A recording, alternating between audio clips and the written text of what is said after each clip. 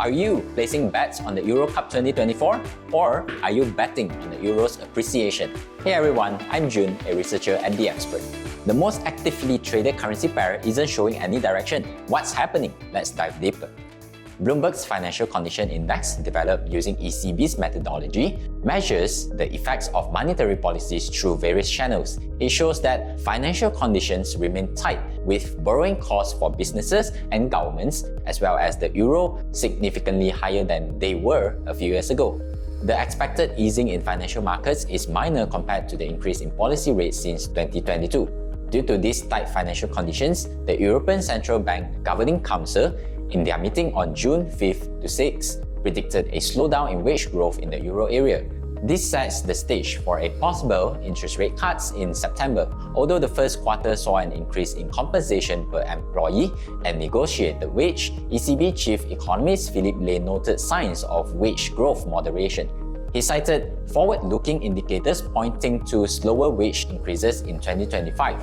A decline in the Indeed wage tracker in April, and firms in the corporate telephone survey results from April predicting a drop in wage growth from 5.4% in 2023 to 4.3% in 2024. Turning to the US, June's notably low core CPI reading, which was even better than May's really good report according to Jerome Powell, showed significant disinflationary pressure from housing rents and car prices. These sectors are expected to gradually dampen inflation, though rising insurance costs partially offset these effects. Coupled with signs of a cooling labour market, the June inflation figures should bolster the Fed's confidence in an imminent rate cut.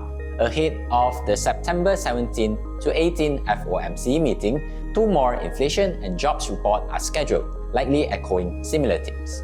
Meanwhile, the ISM Services PMI took a hit despite the summer travel season, signaling a slowdown in what's been a powerhouse of the US economy growth. The index not only dropped into contractionary territory for the second time this year, something as rare as a unicorn sighting in its 28-year history. But business activity and new orders also decided to take a breather for the first time in ages. Consumers, feeling cautious after the pandemic splurge, are trimming down on non-essentials like leisure activities, focusing instead on must-have like healthcare.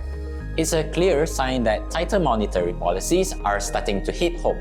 Over in the job market, the increase in initial jobless claim is typical for the period as automakers shutters plan for maintenance and new models preparation. However, a surge in continuing claims underscores the ongoing challenges faced by unemployed workers, with job openings to unemployed workers ratios returning to pre-COVID levels and potentially decreasing further. Risks to the unemployment rate appear tilted upwards.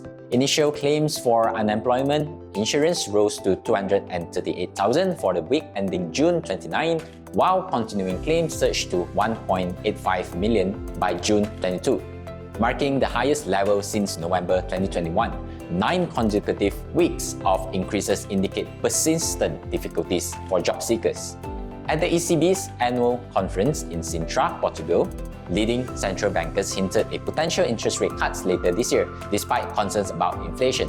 ECB President Christine Lagarde echoed sentiments from the June Governing Council meeting, suggesting a potential pause in July and potential action in September, without committing to specific timing. Fed Chair Jerome Powell acknowledged recent positive data but stressed the need for more time before policymakers are confident about inflation approaching the Fed's 2% target. After reducing rates by 25 basis points in June to 3.75%, the ECB might hesitate to cut further given recent increases in negotiated wage, services inflation, and compensation per employee. However, if wage growth slows down in Q2 2024, it could spur action from the ECB in September, likely continuing with the quarterly rate cuts, potentially implementing the next one in December. By then, headline inflation is forecasted to dip below target, reducing upward price pressures and questioning the need for a strict monetary stance. The euro area faces challenges from persistently high borrowing costs exacerbated by downturns in commercial real estates and potential banking sector issues. Looking ahead, while the Fed might adjust rates slightly faster than the ECB next year, any impact on the euro is expected to be moderate rather than dramatic. The consensus forecast for EURUSD stands at a median of 1.11 and a mean of 1.1 in the next few quarters. Given that EURUSD has been relatively stagnant since all of 2023 up to now, I've opted to use a Bollinger Band with a 200-day exponential moving average and a 1.5 standard deviation on a daily timeframe to capture the current trend. While it may not be exact, it provides a reasonable fit. When we align this with fundamentals and consensus forecasts, the technical perspective also aligns, with the upper boundary of the Bollinger Band hovering around the 1.1 level. To wrap things up, EURUSD may see some gains in the coming quarters, but it may not be dramatic. Thanks for tuning in. I hope you found today's video insightful.